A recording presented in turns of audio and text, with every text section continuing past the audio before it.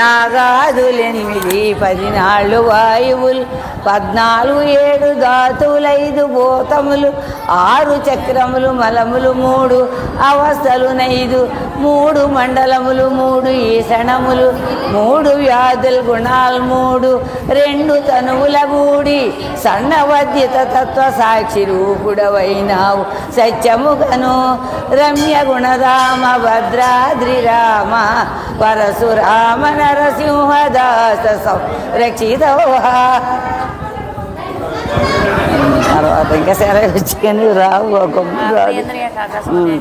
చదివిన చదివిన అమ్మా ఆత్మేంద్ర పాడినేమో ముందు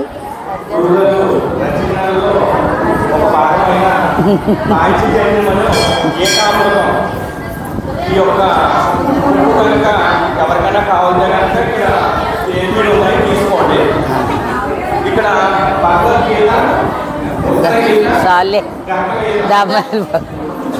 వద్దు బాబు కాదు ఆట వస్తలేదు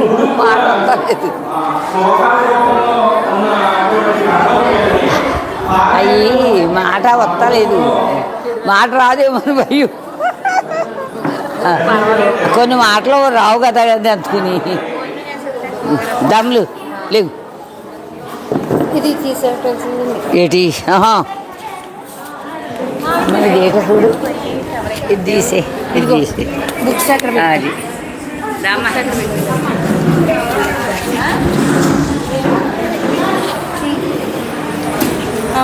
వెళ్ళిపోవచ్చు.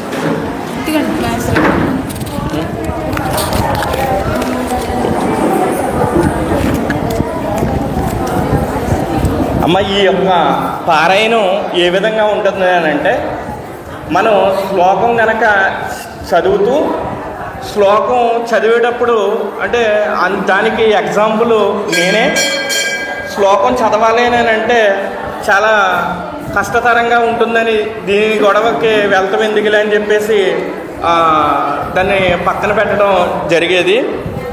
అది ఇక్కడ ఆ శ్లోకాన్నే పారాయణం టైప్లో ఇక్కడ గురువుగారు రచించడం జరిగింది. ఆ పారాయణం ఏ విధంగా ఉందో ఒకసారి 15వ అధ్యాయం పురుషోత్తమ ప్రాప్తి యోగం ఒక 2 శ్లోకాలు చదివి వినిపిస్తానండి. అందులో ఫస్ట్ ఏంటంటే శ్రీకృష్ణ పరమాత్ముడు కృపజూపి శ్రీకరంబగు గీతను ధర్మమును ధరణి పైన స్థాపింపదా చెప్పే అర్జునునకు. ఇది లాలిపాట టైపు ఉండడం జరుగుతుంది. మీరు కనుక ఈ యొక్క బుక్ కావాలితే కనుక ఇక్కడ ఇవ్వడం జరుగుతుంది ఉచితంగానే. దీన్ని రోజు పారాయణం చేసుకుంటారని కోరుతూ ఫస్ట్ శ్లోకం ఏంటంటే కళ్ళుని ఎత్తుకుంటున్నాను. లేకనే ఉన్నట్లుగా సంసార వృక్షము కనిపించెను, ఇది లేదని తెలిసిన మనుజుడు నిజము తెలిసిన వాడయ్యా. ఏమండి ఈ యొక్క బుక్ అంతా కూడా ఇదే స్టైల్లో ఉంటుంది. మొత్తం భగవద్గీత, ఉత్తర గీత, గర్భగీత ఈ 3 కూడా 3 బుక్స్ కూడా ఇదే ఒక పారాయణంలో ఉంటుంది అనమాట. ఈ ఫస్ట్ ఏంటంటే శ్రీకృష్ణ పరమాత్ముడు కృపజూపి శ్రీకరంబగు గీతను ధర్మమును ధరణి పైన స్థాపింపదా చెప్పెన అర్జునునుకో. లేకనే ఉన్నట్లుగా సంసార వృక్షము కనిపించెను, ఇది లేదని తెలిసిన మనుజుడు నిజము తెలిసిన వాడయ్యా. త్రిగుణ జలములు దీనిని తడిపితే కొమ్మలు వృద్ధి పొందు, శబ్దాది విషయంబులే దీనికి చిగురుటాకుల వంటివి. ఈ శాఖలు చిగుర్లు సర్వత్ర వ్యాపించి ఉన్నావయ్యా. కర్మానుసారంబుగా మనుజుని బంధించు త్రిగుణంబులు. నేను రాజుల రీతిగా వాసనలు అన్ని లోకంబులందును మూలము లేకుండానే పైకి క్రిందికి వ్యాపించెను. ఈ యొక్క విధానంలో ఉంటుంది ఈ పుస్తకం అంతా కూడా. ఎవరికన్నా కావాలంటే కనుక ఇక్కడ స్టేజ్ మీద దగ్గర ఉన్నది తీసుకోవచ్చండి ఎవరైనా సరే. తల్లి ఏమైనా పాడతావా? తల్లి ఏమైనా పాట పాడతావా? ఇది ఈ యొక్క బుక్ పేరు ఏంటంటే పాంచజన్యమను గీతామృతం ఈ యొక్క బుక్ అండి. అదేవిధంగా గురుగారు రచనలో వేదాంత మోక్ష ఎరిక ఆదిత్య 2021 ఇది శ్రీకృష్ణ రుక్మిణి సంవాదం. రుక్మిణీదేవి శ్రీకృష్ణ పరమాత్మని ఈ యొక్క ధర్మం గురించి అడుగుతున్నట్టుగా ఈ బుక్ అనేది ఉండడం జరుగుతుంది. ప్రశ్న ఉంటుంది, దానికి అమ్మవారి ప్రశ్నిస్తారు, స్వామి జవాబు చెప్పడం జరుగుతుంది. ఈ బుక్ కూడా ఇక్కడ ఉంది. మీరు ఎవరికైనా కావాలంటే కనుక తీసుకొచ్చండి.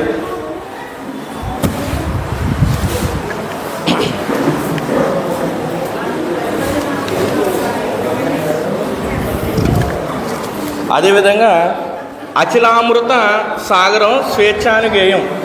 ఇది అచలామృత సాగరం అని స్వేచ్ఛానుగేయము శ్రీ అనువానంద స్వాములు వారు మరి ఈ మహానుభావుడు అనేది రచించడం జరిగింది.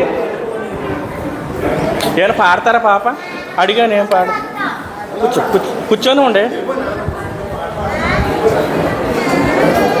అమ్మ. ఇందులో ఆయన కొన్ని ఖండార్థాలు అనేది రచించడం జరిగింది.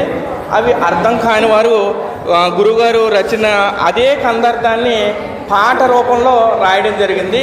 అదేంటంటే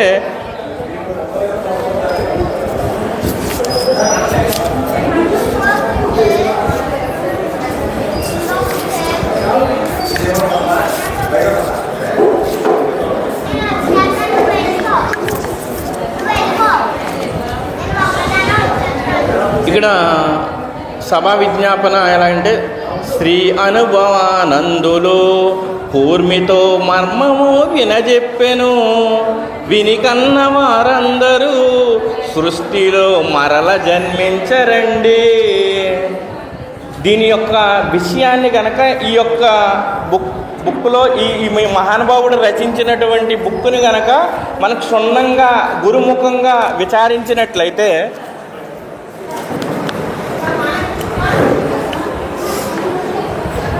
ఇంకో మైక్ ఉందా విచారించినట్లయితే బ్యాటరీ అయిపోయిందంటారా?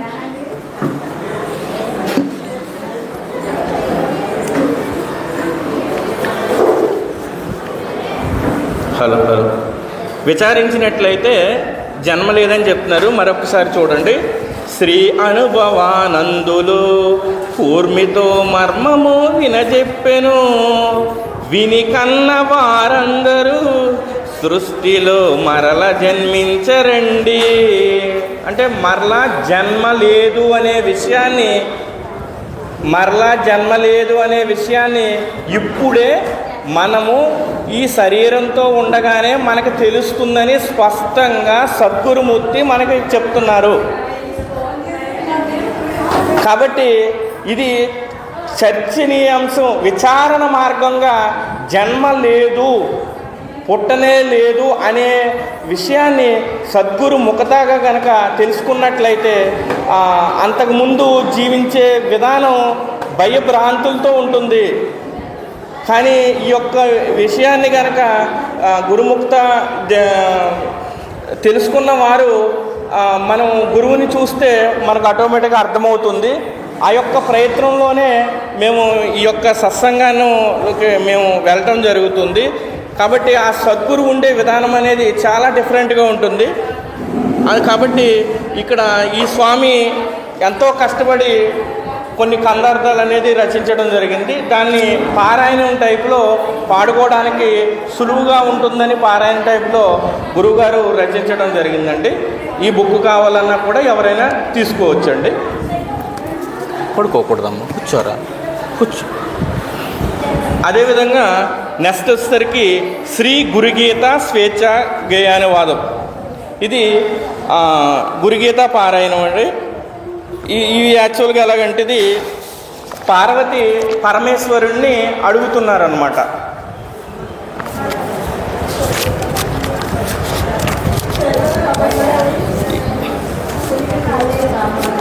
ఈ యొక్క టైటిల్ ఎలాగుంటుంది, ఒక పల్లవి ఎలాగుంటుందంటే శ్రీ గురుగీత స్వేచ్ఛా గేయానువాదం ప్రథమాధ్యాయము గురు ప్రభావ వర్ణనం. శ్రీవ్యాస భగవానుడే అర్ధనారీశ్వర తత్వమై గురుగీత వినిపించెను, అందుకే గురువులకు గురువయ్యెను. ఈ స్టైల్లో ఉంటుందండి ఈ యొక్క పారాయణం. ఎందుకంటే ఇది పాడేటప్పుడు పార్వతి ఏమని ప్రశ్నించింది ఈశ్వరుణ్ణి, ఆ యొక్క ఈశ్వరుడు ఎలా సమాధానం చెప్పారు. ఎందుకంటే ఒక మనకి రామాయణం అంటే ఈ యొక్క బోధలోకి వచ్చిన తర్వాత రామాయణం, మహాభారతం ఇవన్నీ కూడా చాలామంది కథలు, కట్టుకథలు ఏవో జరిగాయా ఇవన్నీ అని చెప్తూ ఉంటారు. కానీ ఈ బోధ విన్న తర్వాత ప్రతి మాటలో కూడా సూచన కంపల్సరీ. అవి ఇది నా ప్రాక్టికల్గా ఆ స్వామి అందుకే ఈ రకంగా ఉన్నాడా, ఆ రాముల వారు ఎందుకు ఆ యొక్క రాముడు మనం ఎలా జీవించాలో అనే విషయాన్ని రామాయణంలో మనకు స్పష్టంగా చూపించడం జరిగింది. అటువంటి విషయాన్ని రామాయణం మనకు తెలియజేస్తుంది.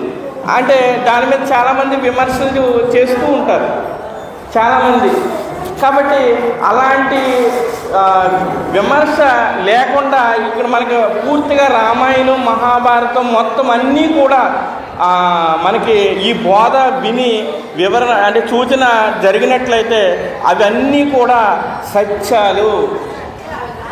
ఎందుకంటే అవన్నీ సత్యమని ఎప్పుడైతే మనకి అర్థమైందో అవన్నీ కూడా వినీకొలుగా వినసంపుగా ఉంటుంది. వినసంపుగా ఉంటూ నేను ఈ రకంగా ప్రవర్తించాలా, నేను ఇలాంటి కష్టం వచ్చినప్పుడు ఈ రకంగా మనం జీవించాలా అనే విషయాన్ని మరి మన రామాయణ, మహాభారతం మొత్తం అన్ని కథలు కూడా తెలియజేస్తున్నాయండి. కాబట్టి ఈ యొక్క పారాయణం ఏ విధంగా ఉంటుందంటే శ్రీవ్యాస భగవానుడే అర్ధనారీశ్వర తత్వమై గురుగీత వినిపించెను, అందుకే గురువులకు గురువయ్యను. మరి ఇక్కడ పార్వతి ఒక మాట అడుగుతారనమాట. ఏమని అడుగుతారనంటే, స్వామి మీకు అందరూ కూడా నమస్కారం చేస్తారు, మరి మీరెవరికి నమస్కారం చేస్తారు అని పార్వతి పరమేశ్వరుణ్ణి అడుగుతారనమాట. అడిగినప్పుడు ఆయన చాలా చక్కగా సమాధానం చెప్పడం జరుగుతుంది.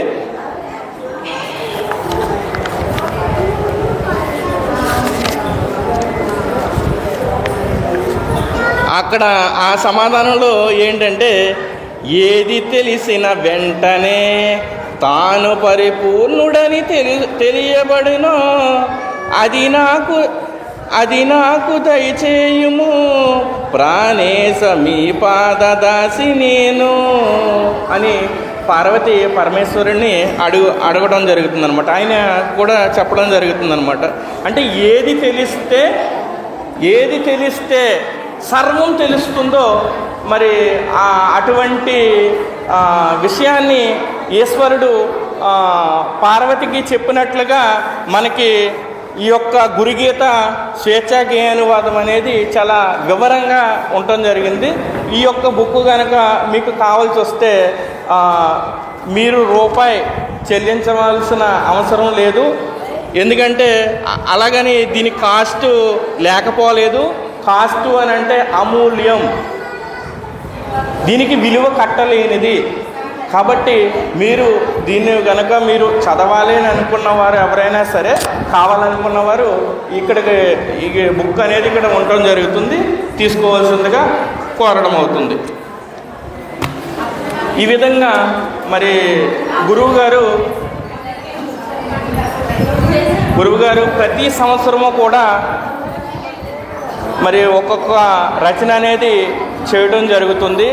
మరి ఆ రచనలలో కూడా మరి వారు తెలుగు ప్రొఫెసరు అవ్వటం, డిగ్రీ కాలేజీ ప్రొఫెసర్ అవ్వటం, అందులో ఒక్క అక్షరం దోషం లేకుండా ప్రతీదీ కూడా 1-2 సార్లు పరిశీలించి మరి బుక్లు అనేది రిలీజ్ చేయడం జరుగుతుంది.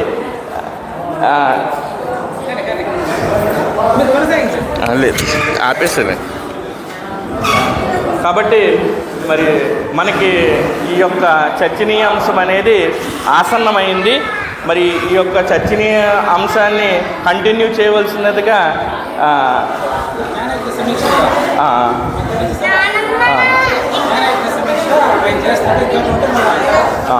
మరి యొక్క జ్ఞానయజ్ఞ సమీక్ష అనేది మరి మహబూబ్ నగర్ నుండి వచ్చినటువంటి, ఎందుకంటే వారు ఏదైతే అనుభూతి చెంది ఉన్నారో అటువంటి విషయాలనేది, ఎందుకంటే ఏ మహాత్ముడి నుండి ఏ మాట బయటకు వచ్చి ఆ మాట ద్వారా మనకి ఉపదేశం అవుతుందో, జ్ఞానము అంటే ఇది అది అనుకున్నాను, ఇది ఇదా అని మనకు తెలియబడుతుంది. కాబట్టి సద్గురువు చెప్పే ప్రతి మాటనే కూడా మరి నా వరకు నేను రికార్డ్ చేసుకుని మళ్ళీ 1-2 సార్లు వినటం జరుగుతుంది. నేను విన్నది 10 మందికి అందించాలని చేయడం జరుగుతుంది. కాబట్టి వారు చెప్పే మాట కూడా ప్రతి ఒక్కరూ కూడా స్వీకరిస్తారని కోరుతూ, జై సద్గురు మహారాజ్కి జై. ఏదమ్మంటారు? 3 కలుపున పుస్తకం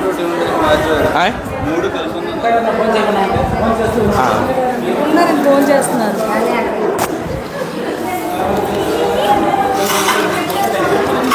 ఇదండి 3 కలిసి ఉన్నది. శ్రీమద్ భగవద్గీత, ఉత్తరగీత, గర్భగీత తీసుకోండి సార్. 3 కలిసి ఉన్నాయండి. 3 అంటే ఇదిగోండి, భగవద్గీత, ఉత్తరగీత, గర్భగీత 3 పారాయణ ఉంటుంది. కూర్చోండి స్వామి.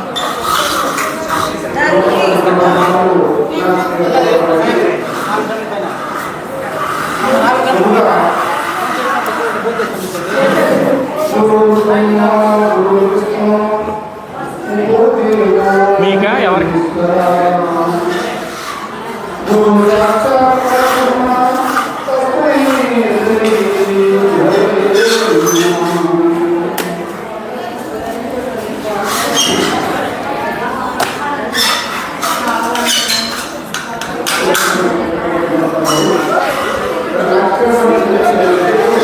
కూర్చుంటే స్టార్ట్ కూర్చో.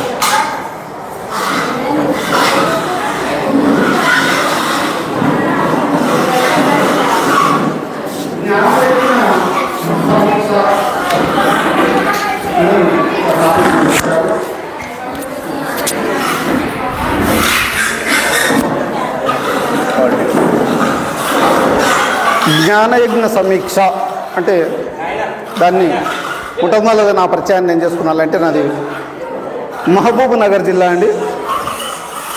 మహబూబ్ నగర్ జిల్లా నుండి మళ్ళీ ఒక 25 కిలోమీటర్లు మా గ్రామం ఉంటుంది. అక్కడ నుంచి నేను మహబూబ్ నగర్లోనే ఉంటాను. ఈ 1116 రోజులు జ్ఞానయజ్ఞం జరిగింది. అయితే చివరి వరకు విన్నాను, నేను చివరి వరకు విన్నా, కానీ మొదటి నుంచి కాదు. అయితే నేను ఎప్పుడు స్టార్ట్ అయింది నేను వినడం 367వ రోజు నుంచి స్టార్ట్ అయింది నేను వినడము. ఆ జ్ఞానయజ్ఞం వింటున్న సమయంలోనే నాకు ఒక రకమైన స్ఫురణ కలిగింది. ఆ జ్ఞానయజ్ఞంలో అప్పటికి భగవద్గీత గురువుగారు చెబుతూ దాంతోపాటు కృష్ణదేశ ప్రభుల వారి కందార్థ ధరువులు అయిపోయింది. నేను వినే సమయానికి అయిపోయినాయి. అప్పుడు పంచదశి స్వాముల వారి కందార్థాలు తీసుకున్నాడు. అప్పటి నుంచి నేను వినడం స్టార్ట్ అయింది. అప్పటికి నేను మొట్టమొదలు ఒక 2-3 రోజులు క్లాసులు విన్న తర్వాత ఎంబడే నాకు ఎందుకో అనుకోకుండా నా నోటికి ఏదో మాటలు వచ్చేసినాయి. నేను ఆ మాటలను గురువుగారు కూడా నాకు ఏదో అనుకోకుండా 3-4 రోజులు క్లాసులు విన్న తర్వాత ఎంబడే నాకు అనుకోకుండా కొన్ని మాటలు నాకు నోటికి వచ్చేసినాయి. ఆ మాటలు నేను రాతపూర్వకంగా పెన్నుతో రాసి, ఆ పెన్నుతో రాసింది యాజిటీస్గా ఫోటో తీసి నేను గురుగారికి పంపించాను. యాజిటీస్గా ఫోటో తీసి పంపించాను. ఎంబడే గురుగారు నాకు కాల్ చేసి ఏమన్నాడు, ఎవరు రాసిండ్రది, ఎవరు రాసిండ్రు చూసి ఎక్కడన్నా చూసి రాసినావా అని అడిగినాడు. లేదు గురుగారు, నాకే సరే అట్లా వచ్చింది, నాకు మాట్లాడాను, రాశాను అని చెప్పాను. ఆ రాసింది ఎంబడే నాకు ఒక తత్వ రూపంలో ఆ తత్వాన్ని అని చెప్పి గురూపదేశం పొందిన వారికి గురుమార్గము తెలియనిదా అని మొట్టమొదటిసారిగా నాకు ఆ మాట వచ్చేసింది. అది తత్వము అన్నది కూడా నాకు తెలియదు అసలు. అంటే తత్వం అంటే అట్లా ఉంటుంది అన్న సంగతి కూడా నాకు తెలియదు. నేను మాట్లాడిన మాటలు నా లోపల ఉన్నటువంటి ఏమి అనదలుచుకున్నానో ఆ మాటలు తత్వమై కూర్చున్నాయని, అంటే గురువుగారి చేతుల పడిన వెంబడే అవి తత్వమైంది. అది తత్వం అవుతుందన్న సంగతి కూడా నాకు తెలియదు. అంటే ఇది మంచి తత్వం, సరే ఇది ఇట్లా ఉంటుంది, దీని లయ కూడా ఇట్లా ఉంటుంది అని చెప్పి గురువుగారే చెప్పారు. అంటే ఈ రకంగా స్టార్ట్ అయినటువంటి నా ప్రస్థానం. ఇక గురువుగారితో అసలు నిజం చెప్పాలంటే ప్రతిరోజు దాదాపుగా 1 గంటకు తక్కువ మాట్లాడుకోకపోతే వారం మేమిద్దరం కూడా. క్లాస్ అయిపోయినంబడే ఫస్ట్ ఫోన్ నాకే వచ్చేది గురువుగారి నుంచి. వారు వాకింగ్ పోతూ మళ్ళీ తిరిగి ఇంటికి వచ్చే వరకు అట్లా రోజు అట్లొకటి ఇట్లొకటి అట్లొకటి ఇట్లొకటి తత్వాలు రాయడం మొదలుపెట్టాను. ఇంకా నాకు ప్రేరణ ఏంటి, ఈ జ్ఞానయజ్ఞంలో గురువుగారు చెప్తున్నటువంటి మాటలను తీసుకొని అవే మాటలను నేను రాసిన తత్వాలలో ఏ ఒక్కటి నేను ఎక్కడి నుంచి తీసుకురాలేదు. మీరు కావాలంటే చూసుకోండి, నేను రాసిన గురుగారి దగ్గర ఉన్నాయి.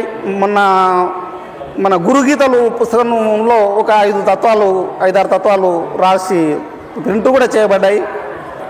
అక్కడ వాడబడినటువంటి పదాలు కూడా నేను గురుగారి జ్ఞానయజ్ఞంలో వాడబడిన పదాలే ఉంటాయి, చూడండి కావాలంటే. ఎందుకంటే అక్కడ గురువుగారు చెప్పినటువంటివి 367వ నెంబర్ నుంచి నేను విన్న తర్వాత నా మొదటి తత్వము 498వ రోజు నా తత్వము కావూరి నాగేశ్వర ప్రసాద్ గారి చేత క్లాసులో పాడబడింది. దానికి గురువుగారు సరే వారు ఇచ్చే విశ్లేషణ ఇచ్చినారు. అంతకంటే ముందు నుంచి మా ప్రస్థానం సాగుతూనే ఉంది. ఇంకా ఇది తత్వం, ఇది తత్వం, ఇది తత్వం, ఇది తత్వం, రోజొకటి ఇప్పటికి 100కు దాటిపోయినాయి. అంటే అక్కడ నేను తీసుకున్నది ఏంటంటే, ఈ పంచదశి స్వాముల వారి కందార్థాలు చెబుతున్నప్పటికీ అంతకుముందు జరిగినటువంటి క్లాసులు కూడా నాకు పంపించండి గురువుగారు అని అంటే, మనకు కుడుపూడి నాగేశ్వరరావు గారిని లింక్ చేశారు. నాగేశ్వరరావు గారికి చెప్తే ఆ మొత్తము పంపించారు నాకు. ఆ పంపించినవి కృష్ణదేశిక ప్రభుల వారి కృష్ణదేశిక ప్రభుల వారి కందార్థాలు మొత్తం విన్నాను నేను. వాటి విశ్లేషణతో సహా పూర్తిగా అన్ని క్లాసులు విన్నాను. అన్ని క్లాసులు విని ఆ క్లాసులలో విన్నటువంటి పదజాలను వాడి ఆ తత్వాల రూపంలో చేర్చాను అంతే. చివరికి రాపో అనేటివి ఏమైనా ఉండవచ్చు, అయ్యాను గురుదేవాను ఏవో కొన్ని ఉండవచ్చు అంతే తప్ప, అవి కూడా మరి ఆ గురుదేవా అన్నమాట గురువుగారు వాడలేరా, అది కూడా నా మాట కాదు. అంటే ఇక్కడ నేను ప్రత్యేకంగా చెప్పాలని కూడా చెప్పట్లేదు. గురువుగారు పలికిస్తున్నారు కాబట్టి నేను పలుకుతున్నానేమో అని అనిపిస్తుంది ఇప్పుడు కూడా. నేనేమాత్రము ఇక్కడ నిమిత్త మాత్రుడిని. ఇప్పుడు మాట్లాడుతున్న మాటలు కూడా ఆ రోజు నాకు ఎలాగైతే అనుకోకుండా ఒక మాట వస్తే అది ఎలాగ తత్వమై కూర్చున్నదో, ఆ తత్వం ఒక తత్వంతో స్టార్ట్ అయినటువంటిది అది 3 అంకెల్లోకి పెరిగిపోయింది. 3 అంకెలలోకి పెరిగిపోయినటువంటి తత్వాలు అన్నీ కూడా ఇప్పుడు గురువుగారి దగ్గర ఉన్నాయి, నా దగ్గర ఉన్నాయి. సరే, కొన్ని పుస్తకాల్లో ప్రింట్ కూడా చేశారు.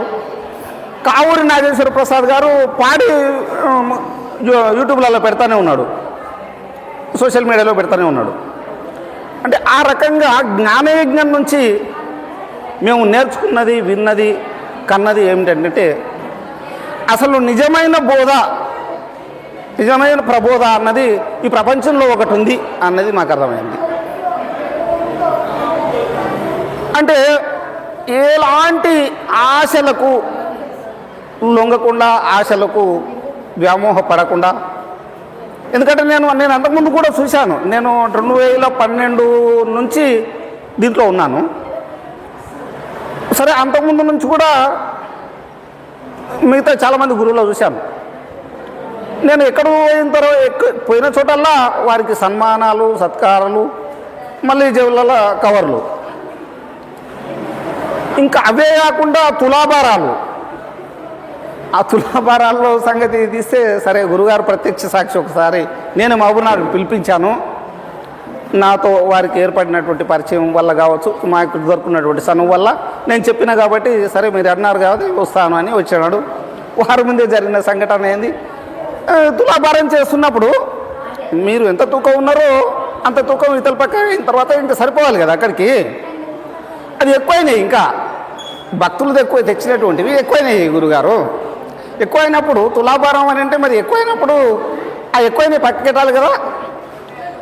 గురుగారు ఏమంటున్నారు, అవి ఎక్కువైనాయని ఒక శిష్యుడు చెప్తుంటే అవి కూడా పెట్టేసేయండి. అరే, అవి కూడా పెట్టేసేయండి అంటే ఏంటి ఇది? అంటే ఎంత ఒక రకంగా ఈ ఆశలో ఉన్నారా మరి ఎట్లా? అంటే ఆశ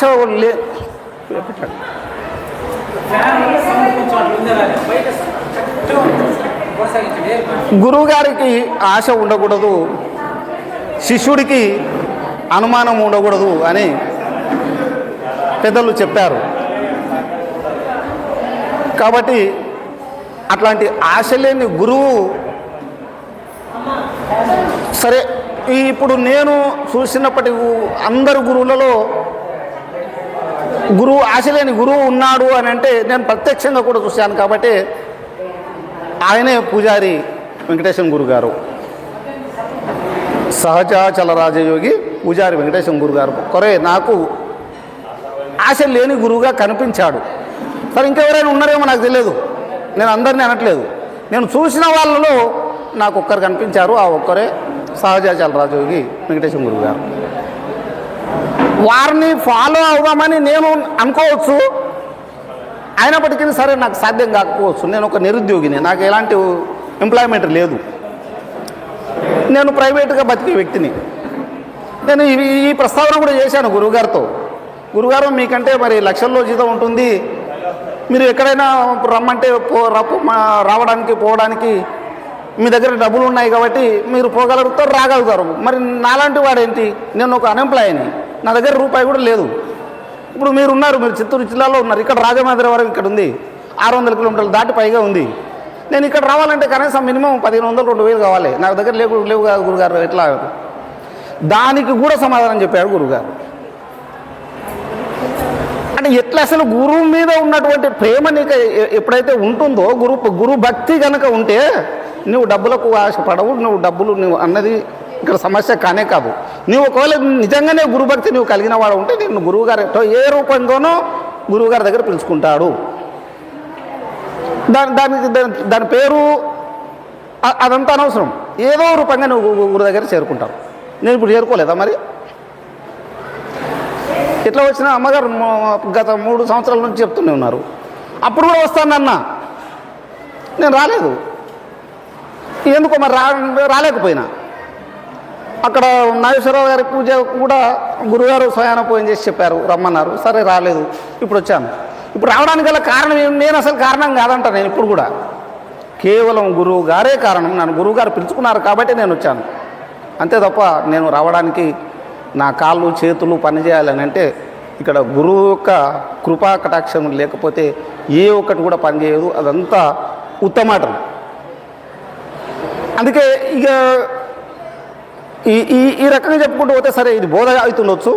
ఏంటంటే కాకపోతే కేవలం జ్ఞానయజ్ఞం యొక్క ఎఫెక్ట్ ఏంటి, దాని ప్రత్యేకత ఏంటి అన్నది ఇక్కడ మాట్లాడాలి. కాబట్టి మళ్ళీ మొదలుకు వస్తే జ్ఞానయజ్ఞం ద్వారా అసలు చాలామంది వేల మంది ఎఫెక్ట్ అయిందన్నది సత్యము సత్యం సత్యం సత్యం పునః పునః ఎన్నిసార్లు చెప్పొచ్చు.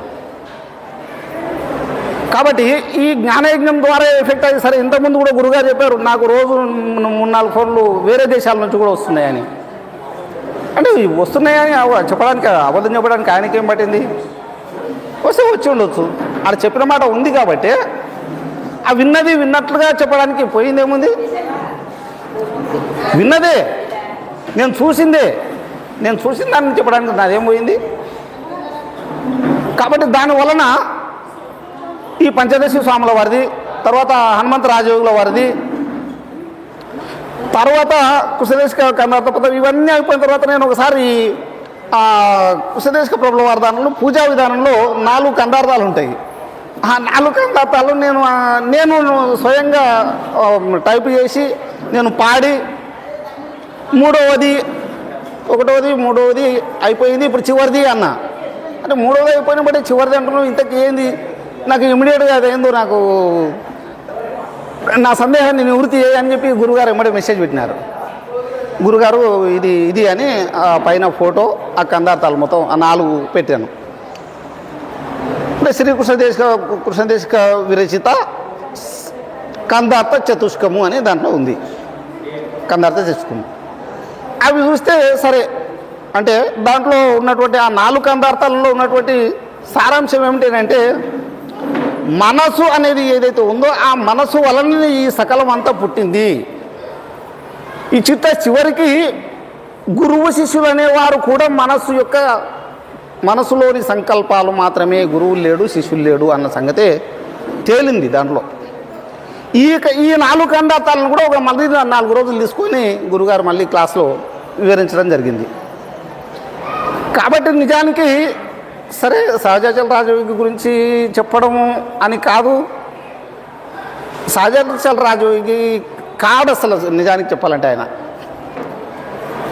ఏమో మరి ఆ గురుతత్వం అని ఆయనను మరి ఆక్రమించుకున్నదో పూనుకున్నదో తెలియదు. కానీ మరి మనవ మాత్రులకు సాధ్యమయ్యేది కాదని మాత్రమే నాకు అనిపిస్తుంది తప్ప నేను ఇంకా అంతకంటే ఎక్కువ చెప్పడం అని అంటే మరి నాతో పాటే తింటున్నాం, నాతో పాటే పడుకుంటున్నాం, నాతోనే అందరితో పాటు తింటున్నారు, అందరితో పాటు బట్టలు కట్టుకుంటున్నారు, మరి అందరితో కదా కలిసిమెలిసి ఉంటున్నారు కదా, మరి వారి ప్రత్యేకత ఏంటి అని అంటే ఇది మాటల కందని యొక్క భావము అంతే తప్ప ఈ మాటల కందని భావాన్ని నేను ఎలా వ్యక్తం చేయగలను?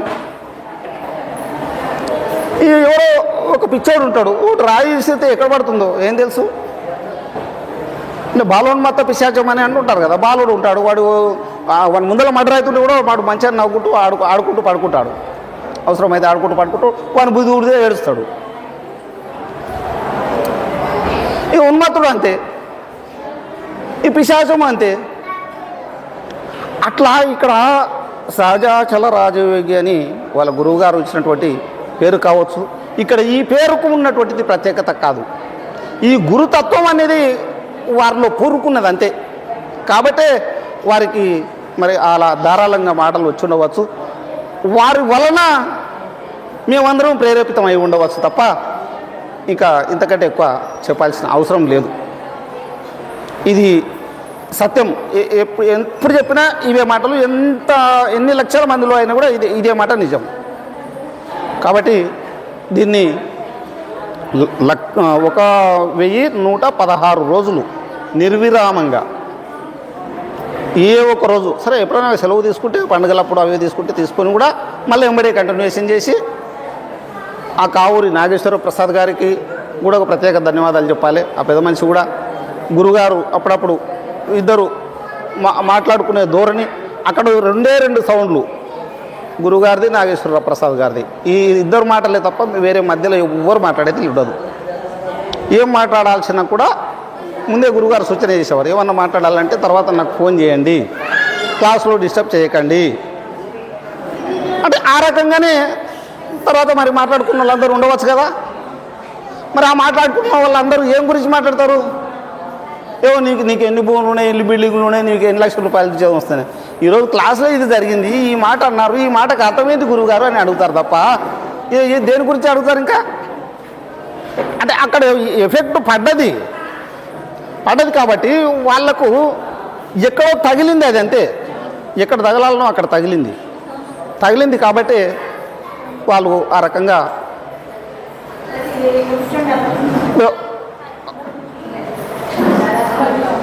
చెప్పగలిగారు, వినగలిగారు, మాట్లాడగలిగారు.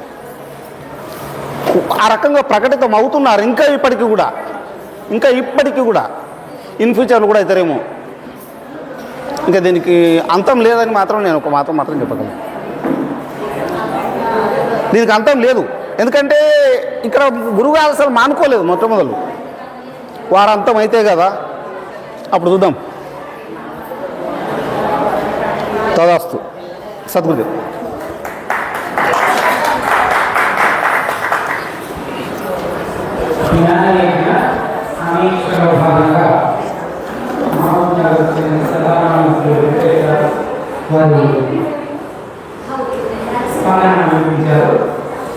ఇంకెవరైనా వచ్చి సద్గురు జ్ఞానయజ్ఞం వల్ల మీరు పొందిన అనుభూతి ఏంటి?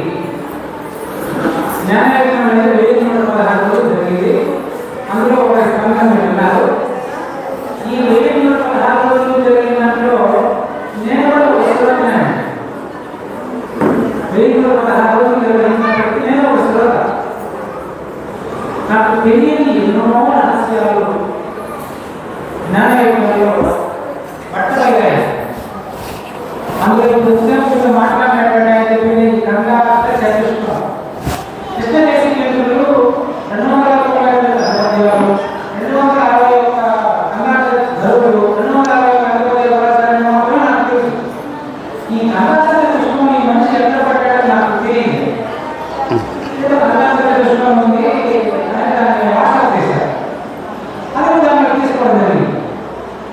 ఈ జ్ఞానయజ్ఞం వల్లనే గంగాధర కృష్ణాన్ని నేను ఎవరైనా తెలుసుకోగలను. ఈ గంగాధర కృష్ణాన్ని ఏముంది? టోటల్ వేదాంత సారం అంతా 4 ఇంట్లో చతు అంటే 4, కం అంటే 5, చతుష్టం 4 పద్యాలు కలిగినటువంటి రచన. జగత్తు ఆశయంలో కూడా దేహస్థోకి నిర్వాణ శాస్త్రము 6 శ్లోకాలు, దశకం 10 శ్లోకాలు. ఇలా చిన్న రచనలతో ఒక ఆవ్యాన్ని సందర్భాలు ఉన్నాయి. అట్లా జ్ఞానయజ్ఞంలో నేను పొందినటువంటి అనుభూతిని అనాథ చతుష్టాన్ని మీకు ఎక్స్ప్లెయిన్ చేస్తాను. అది అంతసేపు చాలా చిన్నది. ఏమని అనగా ఏకమై ఉన్నటువంటి వేదాంత పరమార్థమైన మొదలగా గ్రహించలేదు. ఏమని అనగా ఏకమై ఉన్న వేదాంత పరమార్థమైన అనాది నిర్వికల్ప పరిపూర్ణ పరబ్రహ్మంలో అది మొదలగా మొదటిది పరిపూర్ణమైనటువంటి అమృతమైనటువంటి శ్రీకృష్ణుడు సద్గురు పరంపరకు నమస్కరించి ఎన్నో సినిమాలు మీరు చూశారు. శ్రీకృష్ణ పరమాత్మ జగద్గురువే అని ఆయన పెద్దలకి నమస్కరించి మళ్ళీ ఆయన వెళ్ళి ఆయన సీట్లో కూర్చుంటారు. ఉదాహరణ రాజకీయాలలో బ్రహ్మ నాగసాంబులు పెద్దలకు నమస్కరించి కూర్చొని మాట్లాడుకుంటాడు. కానీ ఇక్కడ జగద్గురు కూడా పెద్దలకు నమస్కరించి ఎవరు నమస్కారం పెట్టినారా? వింటున్న వాళ్ళకే శ్రోతలందరికీ నమస్కరించి ప్రకటిస్తున్న ప్రకటన వినండి. ఏమి ప్రకటన? లేఖనే ఏర్పాటై తెలియబడుతున్న ఈ మాయాజగతే లేఖనే తెలియబడుతున్న ఈ మాయాజగతే చతుష్కంలో కూడా 4 కిలోమీటర్లు. ఇది ఇందాక నేను పోతే జరిగిన అక్కడికి ఏంటంటే క్లియర్ వినిపించింది మాకు. నాకు ఇక్కడ మాట్లాడారు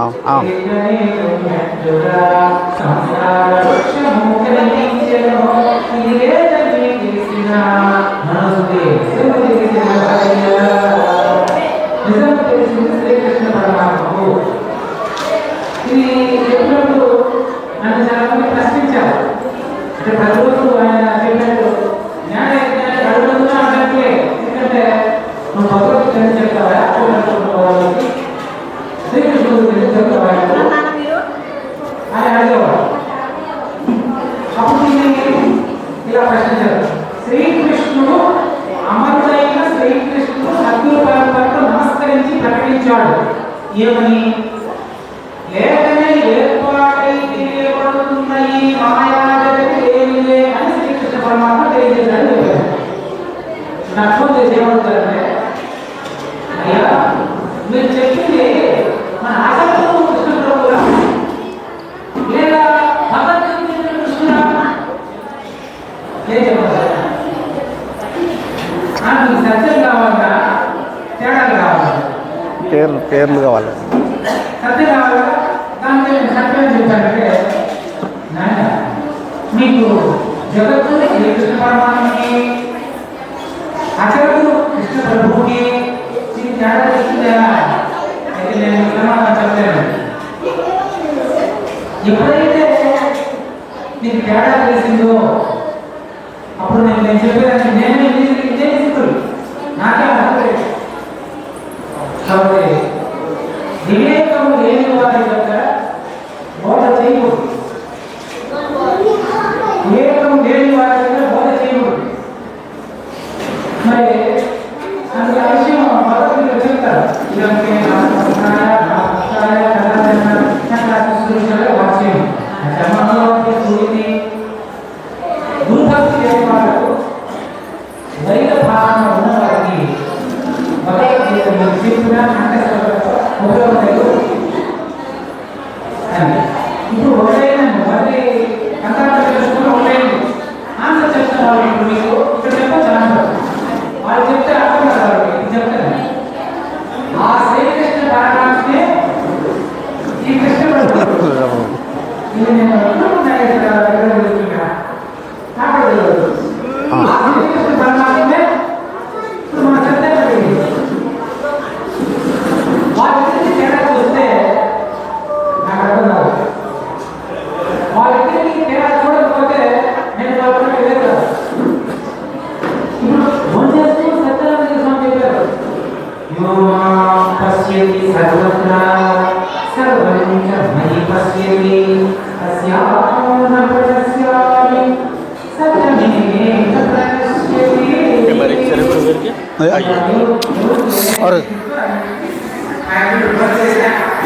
తేడా పెట్టుకున్నారు. ఓకే,